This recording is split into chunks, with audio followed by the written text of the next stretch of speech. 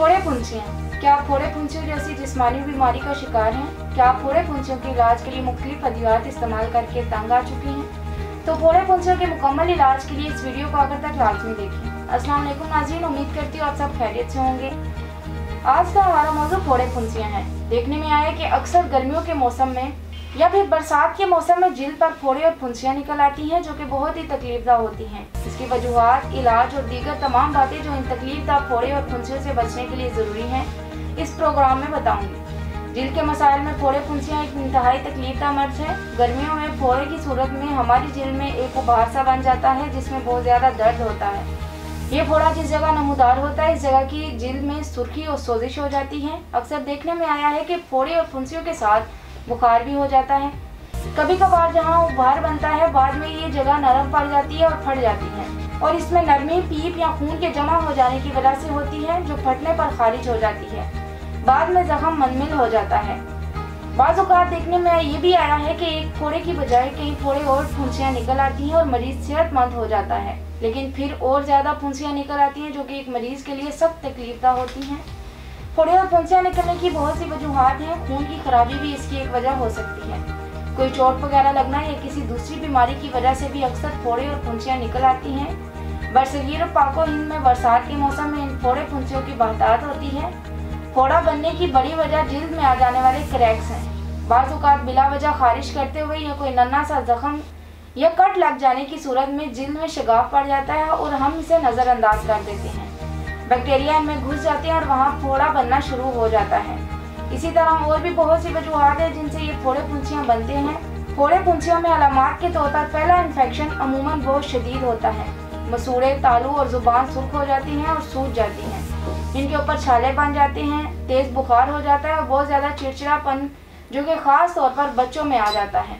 बच्चे अक्सर दर्द की वजह से खाना खाने से भी इनकार करते हैं। जिल्द के तमाम अमराज बशमूल फोड़े फुंसियों के इलाज में बेहतरीन इंतखाब कुदरती तिब्बी तरीका इलाज ही है, और सबसे ज़्यादा अहमियत भी इसी इलाज को है, क्योंकि अक्सर एलोपैथिक अद्वियात और मुख्तलिफ केमिकल वाली क्रीमें साइड इफेक्ट की वजह से रद्द कर दी जाती हैं। हत्ता कि इन बाजारी क्रीमों और अद्वियात का इन्फेक्शन बाज़ औक़ात जिल्द के कैंसर का सबब भी बनता है।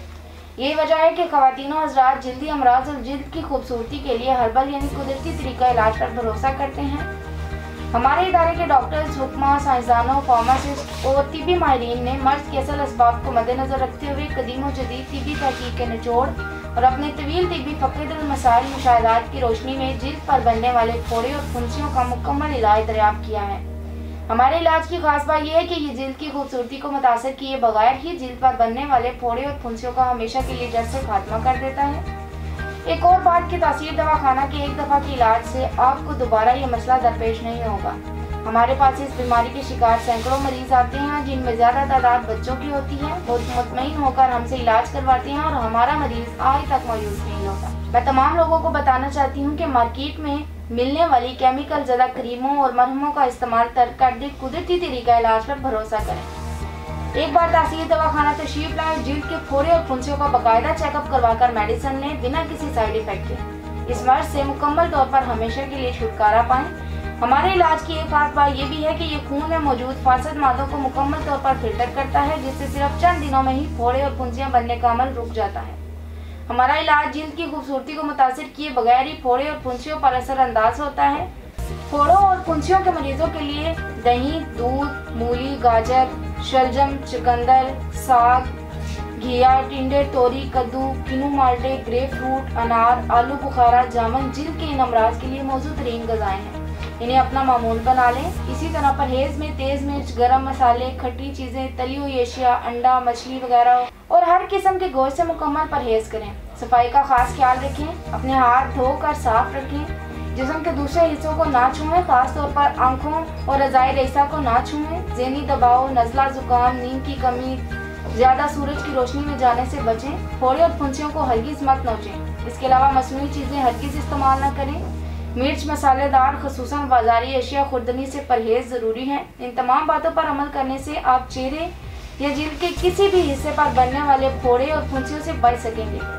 इसके मुतालिक मज़ीद मालूमात और रहनुमाई के लिए हमारा YouTube चैनल तासीर दवाखाना विजिट करें और हमसे रब्ता करें। उम्मीद है कि नाज़रीन को आज का प्रोग्राम बहुत पसंद आया होगा। अगले प्रोग्राम में एक नए मौजू के साथ दोबारा हाजिर होंगी। तब तक के लिए मुझे इजाज़त दीजिए। अल्लाह हाफिज़।